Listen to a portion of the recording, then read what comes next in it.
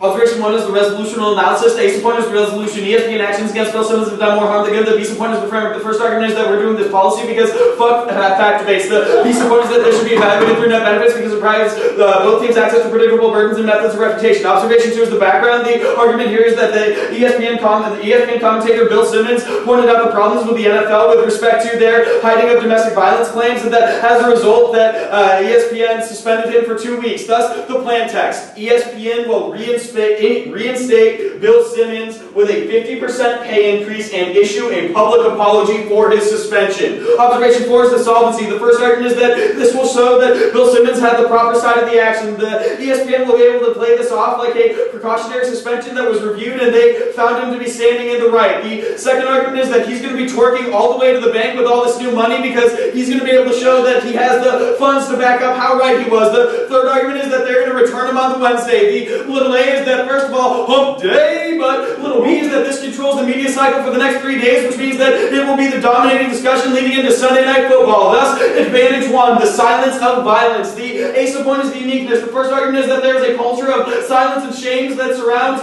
United States domestic violence right now. The little A is that this keeps narratives of domestic violence from the public eye, which hides the problem and masks it. The little B is that this forces victims to the periphery because when they don't have the ability to share the problems that they have faced, then they don't have the ability to get access to recourse or to support, which means they don't ever get access to survival strategies. The second argument is that sports are complicit in this system. The little A is that you can look to ESPN where Stephen A. Smith only faced a 1-week suspension when he said that maybe Ray Rice's wife should have been hit. Only 1 week compared to the 2 that Bill Simmons got. The little B, though, is that the NFL covers up domestic violence like it's their job. The second, as well as sexual violence, they routinely hide these problems so that they can just have the players continue to make them more money. Thus, the B point is the link. The first argument is that the plan tax happens. The second argument is that this creates a critical perception shift that the NFL and that ESPN is taking a stance against NFL and other professional sports organizations hiding this kind of violence. The third argument here is that this is a critical reevaluation that creates spotlighting. When we see this perception shift, it is going to change the way that Americans understand the reality of violence through the sports context. The C point of the impact. The first argument is that we're going to be able to resolve cyclical violence against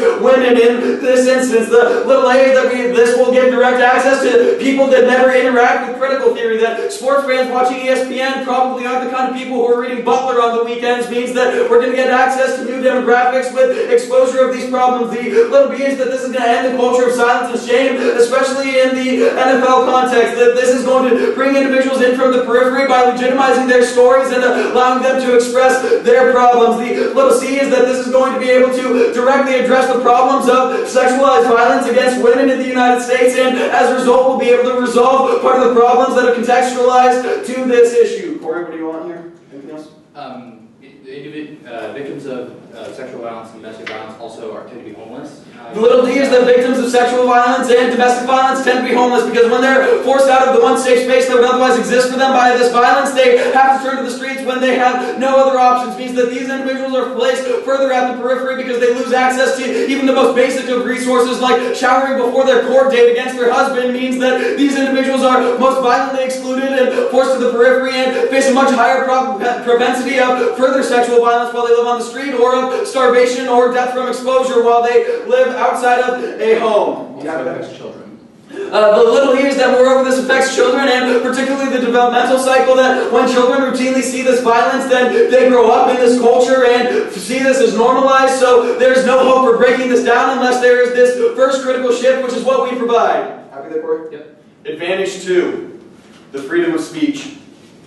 The ace of point is the uniqueness. The first argument is that corporate media is suppressing voices right now. The first example of this can be seen right here. Well, Bill Simmons' opinion on this was suppressed because it was seen to be antithetical to the business interests involved. The second argument right now is that revolutionaries are dying out. We simply don't see uprising over social problems anymore. The little A example is the PRISM. When Edward Snowden released the details of how the NSA operates and how they collect our data, there weren't any riots in the United States because we so routinely oppress these voices. And the little B example is you can look to Ferguson, where there were only limited protests within Ferguson, but there wasn't outrage in the rest of the United States in response to police militarization. Just shows that no one is talking about these problems, and as a result, our reaction to the man is dying out. The little B is the link. The first argument is that the plan tax happens, and Bill Simmons is seen as right. The second argument is that this is a perception shift, that corporate media is no longer suppressing voices, that criticizes the business interests that own and control those voices. The third argument is that this is key to spotlighting. By exposing the issues of media suppression of reporters' voices, we are going to be able to expose this problem and bring more reporters' voices to the forefront, where we will return once again to the sanctity of the reporter's words rather than the sanctity of the business's interest. The C support of the impacts. The first argument is that this allows for the expression of anti-state and anti-corporate ideals. The little a is that the spread of ideas is key to being able to check against the state, because before you can exploit or before you can expose the problems with the state, no one's going to be willing to attack the state. Therefore, we need to be able to expose these problems. The little b is that this allows for individuals to orient themselves against the state through an increased level of awareness. When you realize that there is a problem, that is when you begin to attempt to break down the problem. The little c is that this resolves the chilling effect that happens right now. Every time a reporter is censured by their media group, the other reporters are discouraged from speaking out against business interests in the future. We can resolve this effect by ESPN not only saying that they're wrong, but also giving Bill Simmons a pay increase. The little d is that this is key to checking against tyranny, because the state is always going to continue to exist until there's someone who is willing to check against it. So in the instance of extremist states, the only way we're going to be able to resolve this is if we allow these anti-state, anti-corporate ideals to be spread and to be discussed in the public context. The little e is that this is the worst and most systemic oppression that exists right now, that the state acting against individuals put into the periphery is the most systemic and is responsible for killing more individuals than any war ever has. So resolving this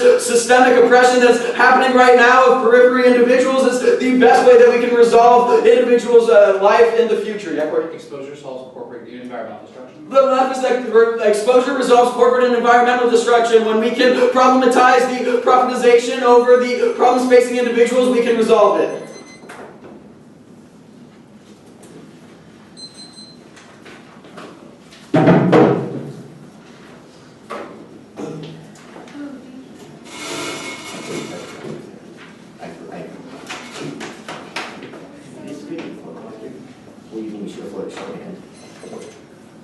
Alright, let's see. Let's go 2 off. I'm just going to put a blank piece of paper in there and remember that I have a second one. And then on, of course, on case top bottom after that.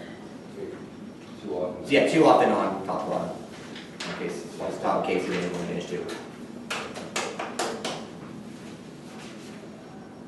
Going straight? Yep. Stay straight? Yep. Alright.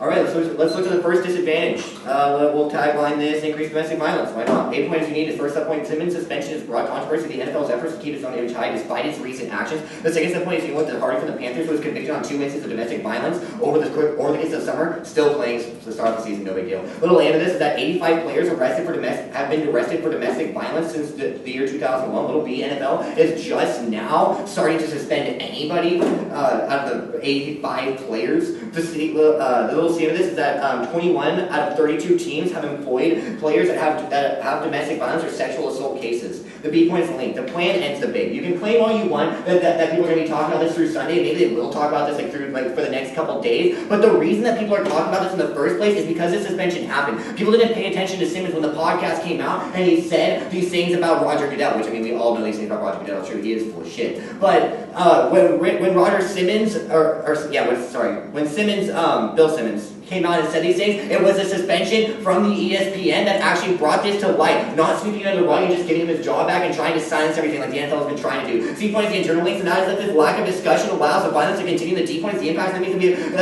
things such as like increased domestic violence in the NFL. These are going to be similar to the impacts that my opponents have laid out to you, where this creates systemic violence, etc. Except for the fact that, like, once we get into like solvency and stuff, you'll be seeing why the name case is like showing that it's done more harm than good. As a matter of fact, if you look at the plan as a representation of why the suspension has done more harm than good, then you should be looking at the fact that bringing light to this, as I said, like all of this, bringing controversy to this, is showing that it did more good than harm. Alright, second off case position is counter plan. 8 points of text. The ESPN will terminate Bill Simmons' contract. One more time, the ESPN will terminate Bill Simmons' contract. B point, this is mutually exclusive. Obviously, you can't reinstate his contract, or reinstate him into his job, give him a 50% pay increase, apologize for for suspending him when you're terminating his contract. C point is the net benefits of this. The net benefits are going to be pretty clear. We're going to be charging all of the discussion that has been outlined, both the disadvantages and the advantages. So because of this, we have supercharged discussion on this. People are talking about this because of the fact that Bill Simmons was suspended from his job. And when you the terminating the contract completely was what is going to supercharge it and make people talk about it more. When people are getting outraged about this and people are really upset that people are calling out Roger Goodell for, or that someone was fired for calling out Roger Goodell something that he did do wrong, then people are going to talk about this more. Simmons was in the right, and now that people are getting outraged about them, we need to spark that so we can keep the discussion going and hopefully gain solvency out of this. Anything else you want to put there? Alright then, now let's look at the top case. Okay, the things I want to look at are in the solvency. I specifically want to look at the first solvency point, which is that of this is going to look like a precautionary suspension. And that is one of the biggest key points around because their own solvency functions in the round as something that silences the discussion from here on out. Because of them outlining this as precautionary suspension, it's going to be like, oh yeah, no, like whatever, just kind of like sweep it under the rug and like it was a precautionary suspension, but it doesn't matter, like look away. And it's going to be seen as like the ESPN and NFL once again just trying to sweep all these issues under the rug. So like the fact is like giving him all this money, an apology, trying to make it look like a precautionary suspension, etc. Like all of these things are going to be in the end what ends up silencing the discussion and ending the debate on whether or not like he was right to call it Roger Goodell. And Roger Goodell was definitely in the wrong. I mean, we all know that like the police even said they sent him a video of what happened. He still didn't suspend Ray Rice. So like the video went public on TMZ. And so because of this, you see that like the affirmative plan text, even articulated through their own solvency, will be ending the discussion. So let's look at the advantages then. Yes? What's the status of the counterplan? Status counterplan, well, let's go unconditional. Usually I just go conditional because why not? But So it is unconditional? yeah, let's go unconditional. Alright, advantage 1. Okay, I would like to point out that there's like a lot of truth to what they're saying here. Like the narrative on this issue is vital. Like they say in their uniqueness in the sports, sports are complicit. Like the sports companies are complicit. You can say the same thing at my disadvantage. The problem is that this creates like a perceptual shift, and that's not like the only perceptual shift that's going to be created is that people are like, oh, okay, like he's like got his job back, like so there was nothing wrong. Like the debate ends up dying out. Like the debate needs to be fueled if we're ever going to have solvency. People need to be talking about like why domestic violence is bad and like why people shouldn't be like losing their jobs, or we're talking about like domestic violence. And so moving down, and they just give you all these impacts. Like look, like I mean, okay, for the most part, like the counterplan is going to be capturing the impacts because of the fact that the counterplan captures the advantage when it sparks the debate even more than the affirmative could ever hope to. Even if you agree at the end of the round that the affirmative team has a chance to actually still get like discussion going by giving his job back and making people still talk about this, the counterplan will always garner the impacts of this better when it fuels discussion a lot more because people are outraged about him losing his job, being suspended from his job. They're going to be more outraged when his contract is completely terminated. Anything else on advantage 1? No?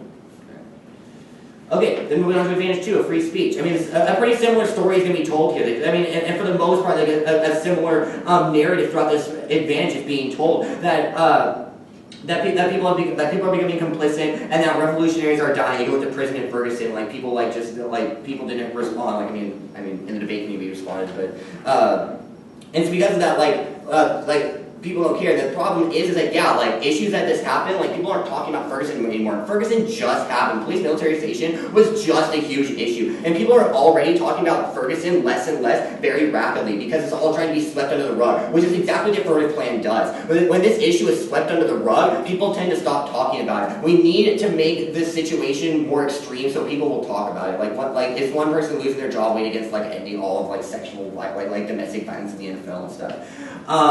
And of course, you know, like any domestic violence elsewhere. So because of that, you see that like you can look to the examples set up by the affirmative team, and it shows that like when these are swept under the rug, people stop talking about it, and the debate has to keep going. That's the only way to guard the actual impact on advantage too. Like they don't link into their own impacts when they silence the debate. And even if they're able to partially link into them, the counter plan, of course, same story as advantage 1, because crossed by the analysis, when the debate is fueled, the ability to capture the advantage, the impacts off this are much, much higher. So you have a much higher risk of capturing all advantages on the on case by voting on the counter plan as opposed to the plan. With that, I'll just see the rest of my last minute. Thank you. I should be voting for the affirmative, or negative, hopefully.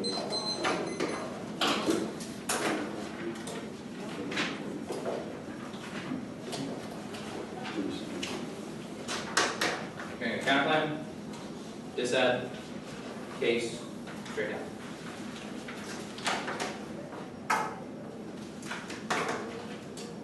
Everybody good? Cool. First argument is the permutation. The ESPN will reinstate Bill Simmons with 50% pay increase and issue a public college course suspension, and ESPN will terminate Bill Simmons' contract. Permutation substitute. It's permanent vote. Permutation substitute. First argument is that this creates the the best effect because it creates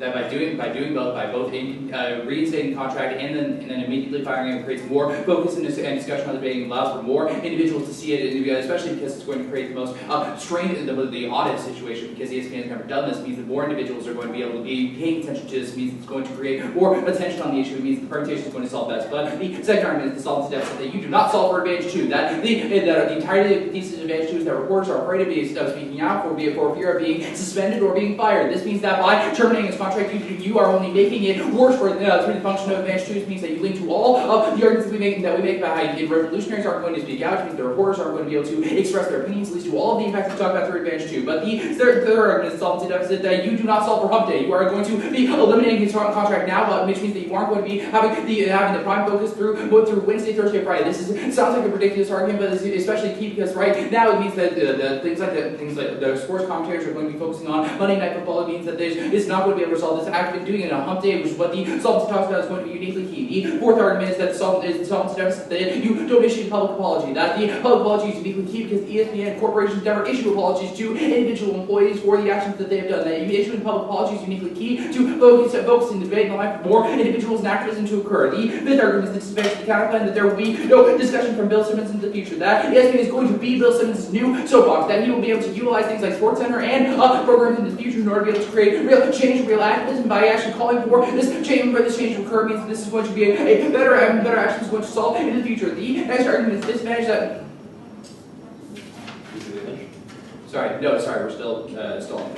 Next argument is going to decide the counterplan. The next argument is no solvency that this has never worked before. That the firing is the dominant strategy of silence in the media because it just takes away from the public spaces that the reporter has occupied. That firing is never going to be able to resolve the issues that you talk about on advantage 1. The next argument is going to decide that is going to lead to Bill Simmons' trade-off. That he will still need to find work in other places in order to pay for the cost of living. That this means that he's not going to be able to have any form of activism into the future. It means that silence is any form of debate that he is uniquely key to. The next argument is that this creates audience confusion. That those individuals agree with those individuals who agree with Bill Simmons or those who agree with ESPN are going to be confused about exactly the approach that ESPN is taking. It means it's going to create confusion and just muddle the debate overall. Moreover, people who agree with the Ray Rice side of things are going to see this as ESPN acting in favor of the abortion bills. Yes. Additionally, you can look at the fact that those individuals that agree with Ray Rice are just going to see this as ESPN taking their side and supporting those the Roger Goodells, those individuals that are the ones that are advocating for domestic violence and advocating for those that are silencing it. Means it's going to create more violence overall as we only continue to silence in culture. Good. On this side. First argument is non-unique. The silencing that's currently happening is what's allowing for violence to occur. You can look to the entirety of the uniqueness of advantage 1 that says there is substantial domestic violence that happens within the NFL. There are only limited cases where anything actually happens. You isolate only 85 players that have ever been arrested for domestic violence, while there are thousands of players in the NFL, and a substantial number of them have been involved in domestic violence scandals. That these individuals are that the silencing that happens from the NFL and those individuals is what allows for violence to occur. It means that the uniqueness is just not understood. The next argument is the turn that the public apology specifically allows for an increase in debate and allows for an increase in focus on domestic violence. That ESPN does not issue public apologies to individual employees. That only by creating a focus and ESPN saying that it was wrong is going to create the debate in the future that's going to allow for resolving the silencing. But the next argument is the turn that we problematize ESPN. That only by problematizing ESPN and saying that you are wrong and that ESPN admitting it is wrong allows for the focus on the domestic violence concerns, and allows for individuals to create coalition building in order to be able to resolve things like domestic violence in the future. Only by saying ESPN, you are wrong, Bill Simmons is right, are we able to actually create any form of solvency for and resolve things like silencing. That is uniquely key to be able to solve the disadvantage. It's just one long case turn anyway. It doesn't. There's no unique impact. And as long as we are winning, that silencing is what allows for violence to occur. It means that we will be able to resolve the disadvantage. Okay. Solvency. The only argument you make on solvency is that this is just because it is a precautionary suspension, that it's going to be seen as ESPN sweeping it under the rug. No, this is not the argument. First, I want you to cross-apply the spotlighting arguments that feel completely conceded. This specifically ESPN spotlighting the issue of Bill Simmons and saying that they were wrong is going to be uniquely key in order to be able to resolve this. I've made this argument a couple of times now, but additionally, you can notice the fact that the ESPN getting the 50% pay increase, which never actually happens, is going to be uniquely key to be able to create and focus pay. Means this is not going to function. You can cross by all the arguments from the counter plan about how reinstating and giving the pay increase and doing the public policy is going to be uniquely key to resolve it's going to be uniquely key to solvency. Good.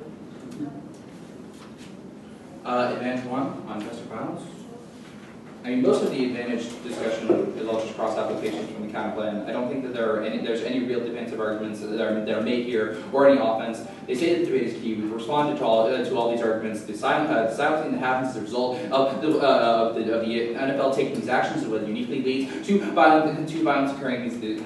This is what is uniquely key to be able to resolve that. Things like silencing lead to things like the bystander effect, that those individuals who think that domestic violence is wrong are silenced because those individuals think that they're going to be get in trouble, or they're going to have ramifications to their employment. If they speak out, then it means that those individuals aren't going to speak out in the future. Only by having the Bill Simmons is a unique individual that creates the critical perception shift that we talk about in solvency, that allows for the reevaluation we talk about is going to resolve these harms.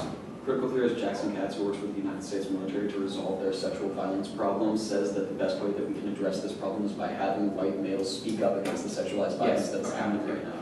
Jackson Katz is an individual who works with the U.S. military and says that is a critical theorist who says that only by having white males speak out on this is going to create the unique form of solvency, because those individuals are the only ones listened to. We don't personally agree with this, but you can look at that the way in our society is those individuals, those white males, are the only ones that actually do get listened to on any kind of consistent basis. Like, we don't agree with this, but it is something that we've seen within society, and only by uniquely acting through these frameworks are we able to resolve this harm into the future. Do I need anything else on this advantage? Advantage 2. They make the argument that Ferguson just happened and that people are already creating it. This is our uniqueness argument. That those individuals, those reporters, are afraid to speak out against the state, and are afraid to speak out against corporations for fear of being fired, or for fear of being suspended or fired because they are speaking out against their corporate interests. We say this is uniquely the problem that is occurring within our society, and that we need to have a unique focus shift, and critical reevaluation in order to be able to resolve these harms. And now this is the exact uniqueness arguments we're making, which means that the next argument you make here that we have to make it more extreme is not accurate. That those individuals, those reporters, are the ones that are trying to advocate, they're trying to create activism and speak out not only against the state but against their corporate interests, that they will be silenced as a result of this harm. You cannot make it more extreme. It's only one that would only make it worse. The plan is uniquely key to solve for the impacts that we talk about.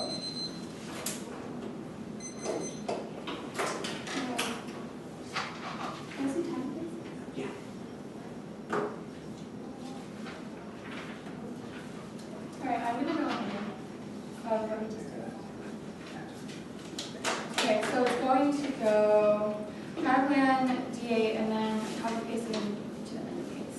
You good? Ready? Let me know if you want me to add anything. Okay. First I'm going to start with counter plan. They say perm do both, which means that they're going to first reinstate this guy into like increase their pay by 50%, and then they're also going to do this public apology, and then they're also going to fire him. What this is going to do is it's not going to create more fire, and they're not going to supercharge anything because it's is unrealistic. This is not something that ESPN will do, and it's actually going to change the discussion. It's not going to focus the discussion on what we actually wanted to discuss, which is about like public violence and the fact that like these companies are restricting free speech. But it's actually just going to change the discussion. It's going to make them focus on other things. Like people are not going to. It's not charging the discussion at all because people are going to be discussing why is ESPN doing this? Like why would they do this? Like it's going to distract it's going to distract like the focus of the actual debate and like change it so that everyone's wondering what ESPN is doing and what NFL is doing because they're doing something so unusual that it's not going to lead to the debate topic that they want it to lead to. They say that this is the oddest situation, so this is like leads to like the most like impact and it's going to make the most debate. But we clearly see that it's not going to lead to the most debate because it's the most unusual action. And because it is the most unusual, no one's going to be talking about the actual like problems at hand. They're only just going to be talking about the fact that like how unrealistic like ESPN is. They're not going to be talking about the actions. They said it doesn't solve for hump day. Like this is absolutely ridiculous because we are going to be increasing. Like if you look to our calendar, we're going by terminating Bill Simmons, we are going to be increasing the amount of like discussions, and we're going to be supercharging all the discussions when we're completely terminating his contract. Okay, they also bring up like this doesn't incorporate public apology, but like the thing about public apology is that it doesn't really do anything, it doesn't really solve anything because of the fact that they're only sweeping things under the rug. Public apology is only done for the sake of the public. But like it's just to please the public. It doesn't necessarily mean that ESPN or NFL is going to actually change any of its policies. It doesn't mean that they're going to change the way they implement things. It doesn't mean that when domestic violence occurs, they're going to do anything about it because of the fact that all they really want is money and like they just want to win. So that is what their basic priority is. So public apology just means that they're just going to be continuing to sweep things under the rug. It's not going to solve for anything. Okay. On to DA1. Do you have anything else to add? Oh, they talked about ESPN taking the side of They talked about how ESPN is going to take the side of Reyes, but that's already in the status quo. Counter plan. I forgot that. That's good. Disadvantage 1. They say that the 85 out of 2,000 players is not significant, but when you take into account that these are the 85 players were charged, but then you take into account that the NFL spent so many players who have committed domestic violence under the rug that 85% is a completely covered number. Like the numbers would be way more than that because of the fact that the NFL only cares about like its public image and it's sweeping everything under the rug, so that like the number of players is so much more significant than like what they're saying is not significant. In addition to that, they said like they brought this argument about public apology and how it's going to increase the amount of debate. It's not going to increase the amount of debate, as I already said, because public apology is only pleasing the public. It's not actually going to do anything. It's not going to result in any like policy changes within ESPN. It's not going to change the way they're doing anything. And they also said that when ESPN admits they're like doing wrong, they're going to like be able to like bring all this light to these problems. And as I already said, cross-apply what the argumentation I just made. On to top of case. Okay, their only refutation to what my partner said is that ESPN is going to be able to say what they're doing wrong, and that like that's going to solve for all these like problems. As I already said, ESPN saying that like most of their argumentation is about the fact that their plan makes ESPN issue a public apology. I have already shown you that a public apology will not matter because a public apology is still just sweeping things under the rug. It doesn't necessarily mean that they're going to make any policy changes within ESPN as to how they are going to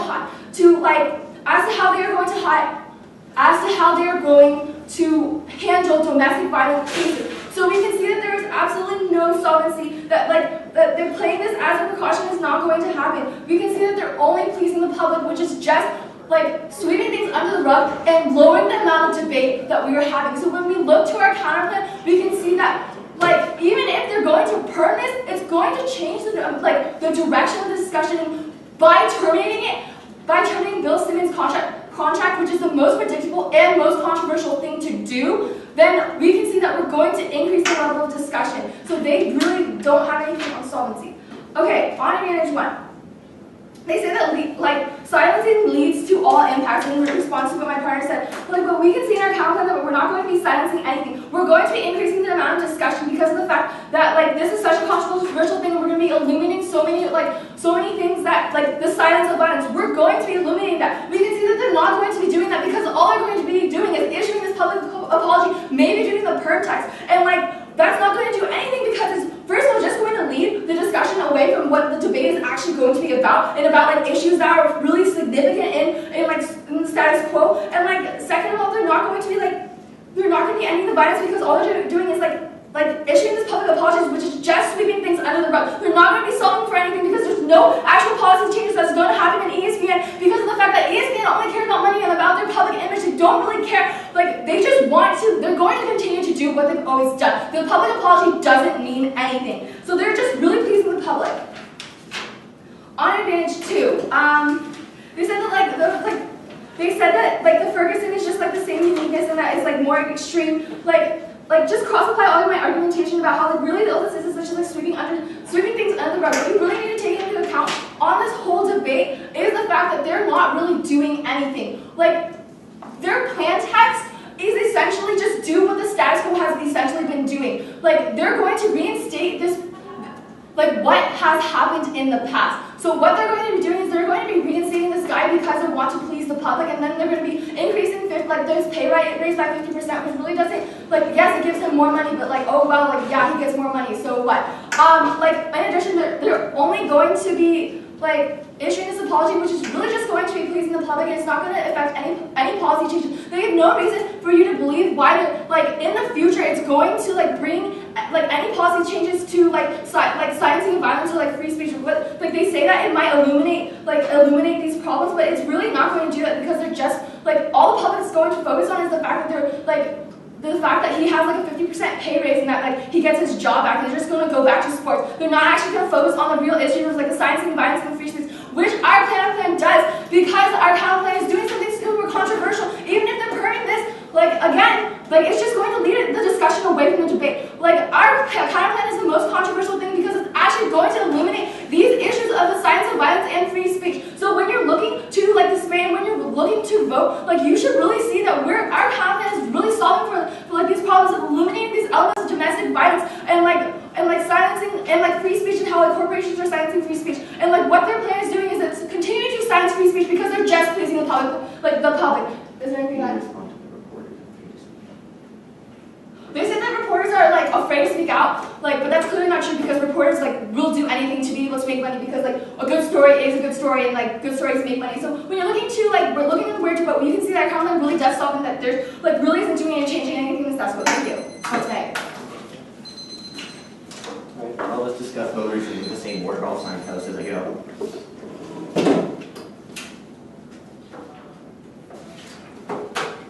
Everybody ready? Awesome.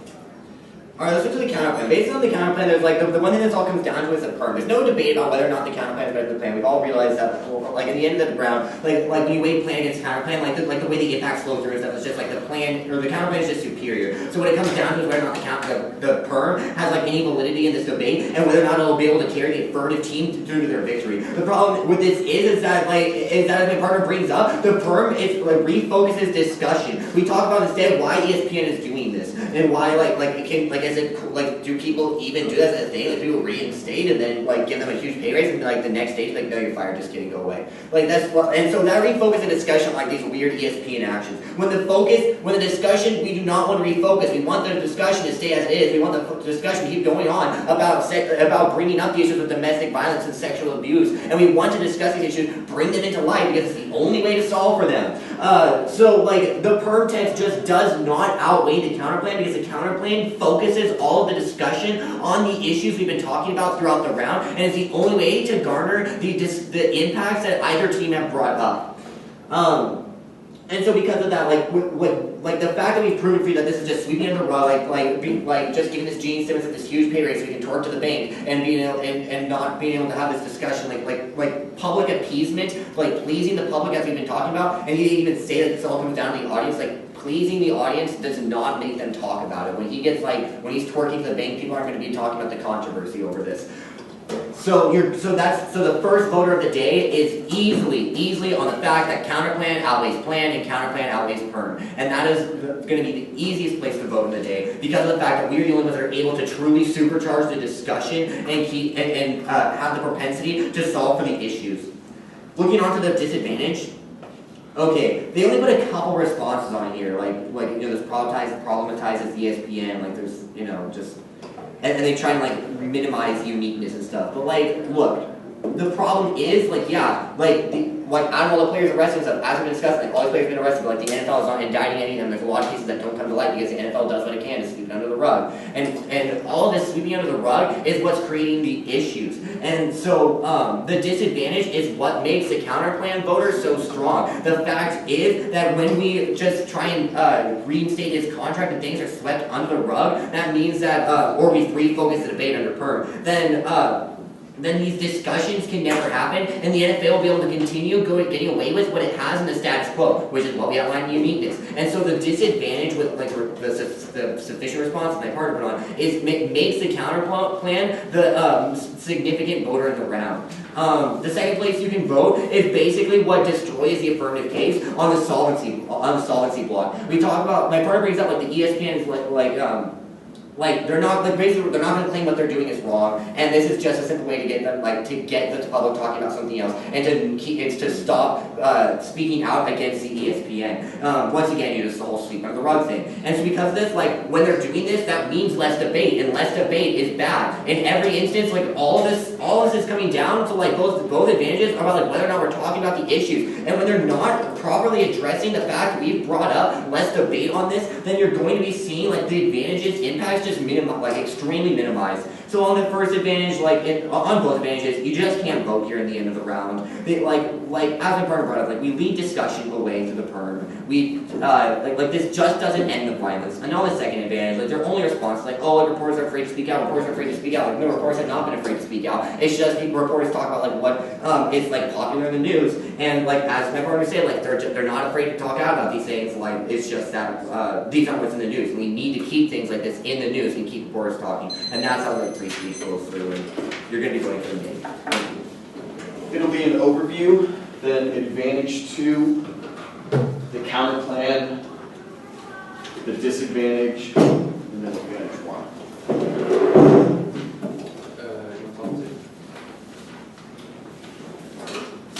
Will you go over that again, please? Advantage 2, the counter plan, disadvantage, advantage 1. Do you want me to talk about solvency? Yeah, the same one, the cross-up language. Okay, throw solvency on top. I'm going to make the cross application for looking at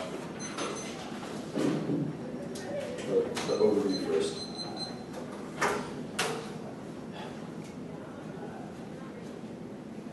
When they concede out of the PMC that the largest magnitude impact is coming from advantage 2 and they don't answer the no solvency argument on their unconditional counter plan, Nevada CN is going to be winning the debate today because we're the only team that can resolve the largest magnitude impact, and when we have the probability on our side as well, we are going to be getting access to this impact to outweigh against everything in the round. But more importantly, the disadvantage and advantage 1 go to the same impact scenario. They cross-apply ours coming out of the LO, means that when we have the better link story here, we're going to be winning on that as well.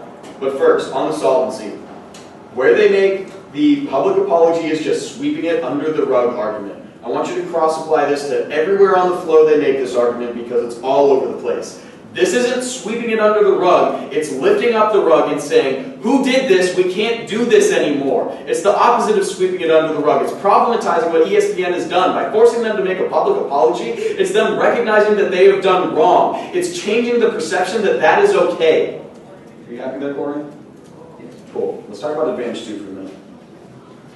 On advantage 2. The first response that they make that this is just sweeping it under the rug, however you can make the cross-application that this is actually problematizing what ESPN has been doing, and that as a result it's going to be able to resolve this. The next argument that they make is that the reporters aren't focusing on the real issue, and that is exactly the uniqueness story that we're going for, is that reporters don't have the ability to focus on real issues right now because they fear that they're going to be fired from their corporate media jobs because corporations don't like when we problematize what corporations do. The next argument that they make is that good stories make money, but the problem here is that reporters don't get paid for having good stories. If it's problematizing the thing that the corporation that pays them is doing, means that this is the reason why reporters aren't able to speak out right now. This means that we have dealt with all of their purely defensive arguments that they have made here. There's not a single lick of offense for the negative team on this sheet today. It means that the disadvantage is going to win us the debate. we have the impact that we say that this silencing of the periphery by the state and by corporations is the worst and most systemic oppression that is responsible for killing more people than any war ever had. Forcing individuals to the periphery is what leads to death in societies like the one that we have today. When they don't answer this impact out,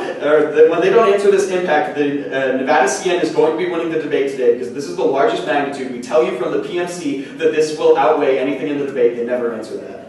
Or the counterplan not only doesn't solve this, it makes it worse. Right, moreover, the counterplan not only doesn't solve this, but makes it worse, meaning that this functions as the hugest possible disad to the counterplan. But we'll talk about that on the counterplan now. Yeah, on the counterplan.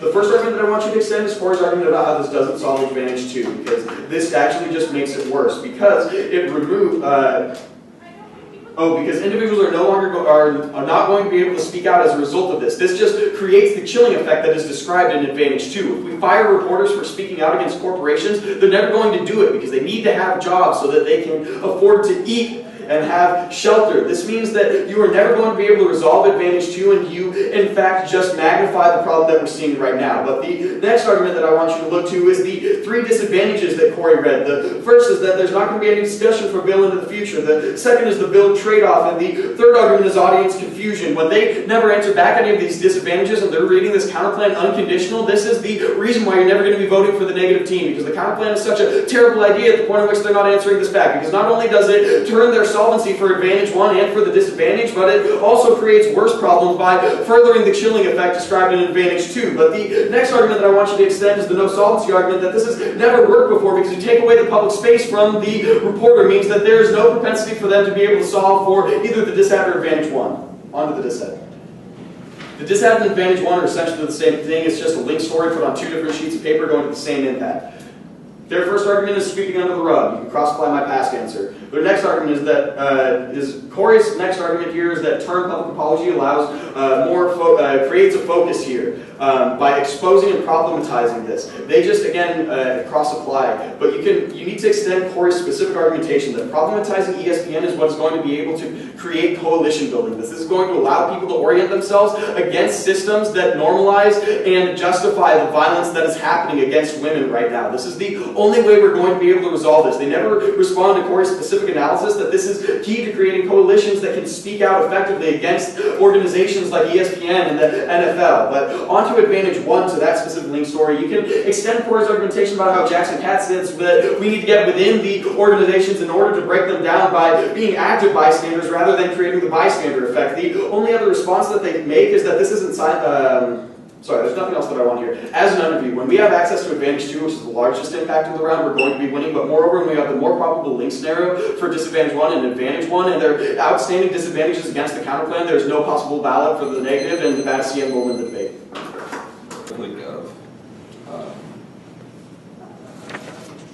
I think that the Gov win this round because the propensity for the Aff context to spotlight issues of domestic violence go unresolved by the counterplan. I actually have a lot to say about this round, starting off with the advantage features. So I thought the advantage was pretty good. So I have no complaints about the way the ad is written. I thought it was a pretty chill ad, pretty good for top one. So I have nothing to say about the ad.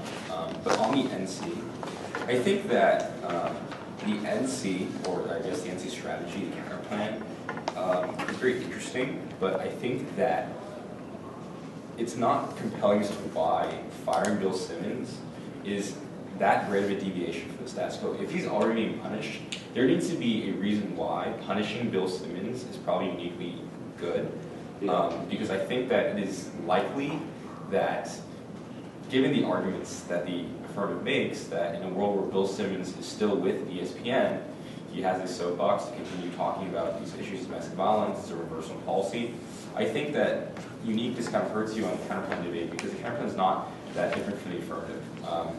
And I think the affirmative has a high chance of co-opting a lot of the spotlighting arguments that you make on the counterplan. Yeah. So given the counterplan, I think that the dissat would be kind of your hope in the round. I think the argument about sweeping it under the rug is a plausible scenario. But I think that to win this argument, you really need to grapple with the fact that the 1AC is a stand in support of Bill Simmons' rant against the problems of domestic violence and status quo. Yeah. So I just think that strategically, I think you guys are behind out of the 1NC.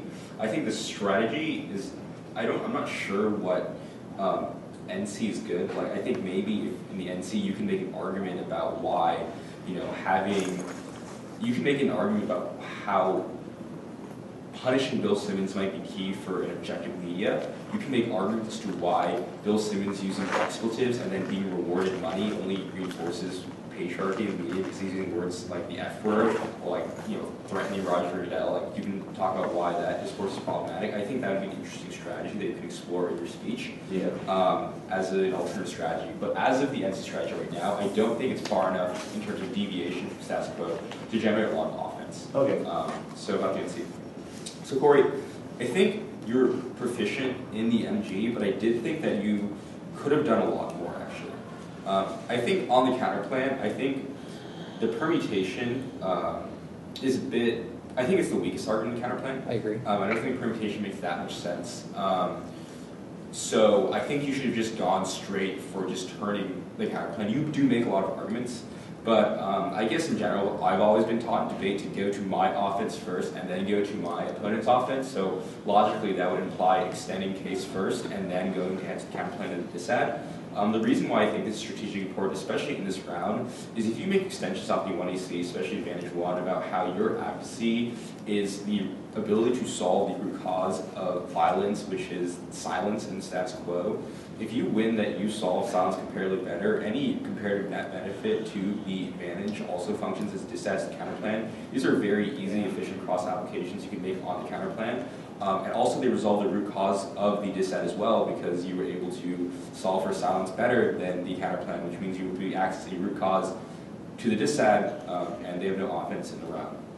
So I think that when you're extending the 1AC, I think you should take a lot of weight in extending Advantage 1 and kind of realize the interaction of how that kind of solves and resolves the domestic violence issues, how the advantage would solve the dissad. I think that's a critical piece of impact argument comparison that's missing from the speech. On to Advantage 2, I think that it's good that you guys are extending the Ferguson argument. I think it makes sense to talk about corporatocracy. I think in debate round it makes sense to go for those pieces of offense such as basic environmental degradation. That makes sense. Like, I don't have a problem with that. But I think the more plausible and realistic impact scenario for Advantage 2 is when you talk about corporations, you can specify to the NFL and how speaking out against the cultures of violence is key to resolving issues of domestic violence as well. So I think the impact scenarios can also be more focused into what the crux of the debate is. I just think it's having more offense. The wing was fine. But I just think the Aff could be better leveraged against, the diss of the counter plan. On the counter plan specifically, I think you can make a lot of turns on the counter plan. You can cross-apply, on the dissad. I think all the dissads on the counter plan also can be moved over to the counter plan as well, especially the soapbox argument. Yeah. I just think, the issue that having Bill Simmons staying on to ESPN and receiving money for railing against domestic violence and the NFL is probably more likely to generate publicity than just firing him, right? You need to take advantage of, I think, that argument and make it the central theme about how you answer the dissent. So that's kind of how I think about the round. So in your speech, I think that what you could have done on the counter plan is that you could have highlighted that the counter plan is probably mutually exclusive bar an intrinsic permutation because it is actually probably impossible to reinstate and fire him at the same time. I think the logical conclusion of their permutation is that you probably reinstate him and then fire him because I do think it's actually mutually exclusive.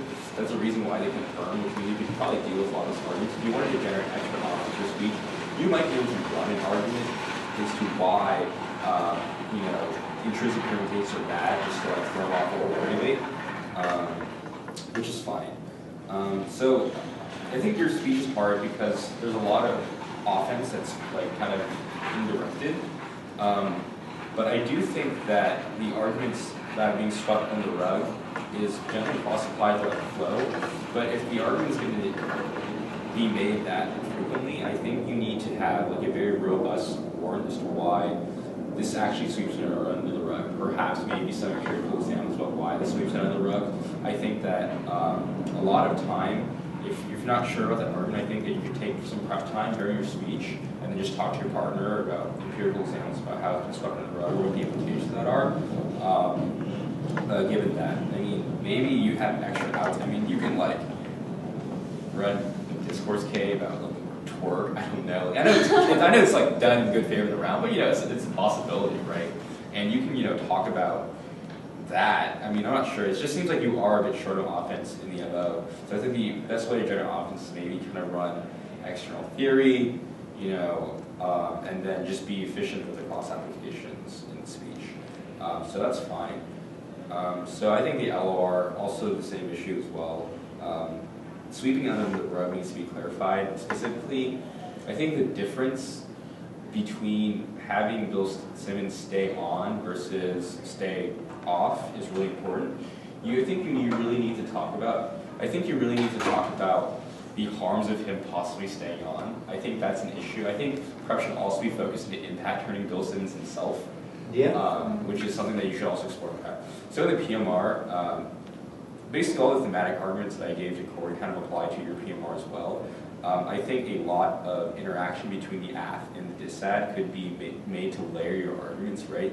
You can say that we are externally winning the biggest impact of the round, also the most high probabilistic impact, but even if you don't buy this argument and look at the DISAD, we're controlling the root cause and internal to the DISAD via management, right? These type of layering arguments need to be made because it puts a lot of options for the judge to go on. But you know, other than that, you know, that was fine.